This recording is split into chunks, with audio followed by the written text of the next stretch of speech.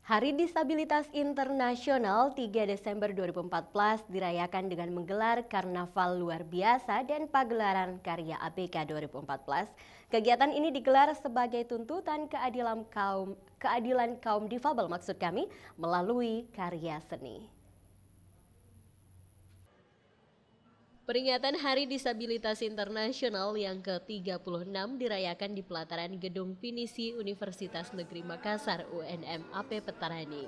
Sejumlah kegiatan digelar termasuk karnaval, pentas seni dan unjuk bakat dari anak-anak penyandang disabilitas di Gedung Pinisi UNM.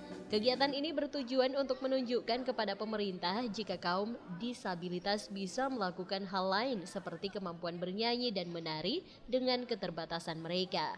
Acara ini juga ingin membuktikan kepada masyarakat, orang tua yang memiliki anak penyandang disabilitas untuk tidak mengurung dan melarang anak-anak mereka untuk berbuat. Kegiatan ini membuktikan bahwa anak-anak disabilitas juga bisa berkarya.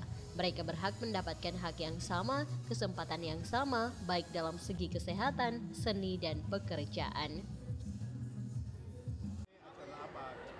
Jadi acara ini adalah acara tahunan peringatan Hari Disabilitas Internasional yang 2014. Usianya sekarang sudah 36 tahun. Jadi kalau kita flashback kembali 36 tahun yang lalu, 36 tahun yang lalu Undang-Undang tentang hak asasi pada khususnya para penyandang disabilitas itu disahkan di Dewan PBB. Dewan PBB telah mengakui bahwa masyarakat atau kelompok marginal pada khususnya para penyandang disabilitas itu adalah kelompok manusia dan sama kedudukannya di depan negara ini. Khususnya di Indonesia diperingati pada tahun 1997 setelah desakan pemerintah Jepang kepada Indonesia, dikarenakan Indonesia sebelum 1997 tidak pernah memperhatikan tentang hak-hak para penyandang disabilitas. Dan di Indonesia tahun 1997 lahirlah Undang-Undang Penyandang Cacat.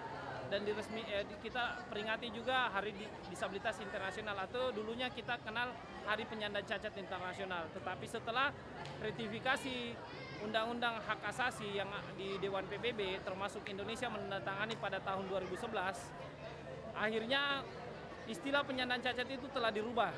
Karena kalau penjabaran penyandang cacat itu terlalu luas, banyak pengaplikasiannya, akhirnya berubah menjadi penyandang disabilitas. Penyandang disabilitas berarti sudah dikelompokkan. Kelompok penyandang disabilitas atau yang kita kenal selama ini penyandang cacat, kelompok-kelompok yang selama ini dimarginalkan oleh penentu-penentu kebijakan, pihak eksekutif, legislatif, yudikatif, khususnya di tingkat pusat. Dukungan dan support juga datang dari Rektor UNM yang mengharapkan adanya dukungan fasilitas pendidikan dan penyamaan hak dan tidak lagi ada diskriminasi dengan kaum difabel.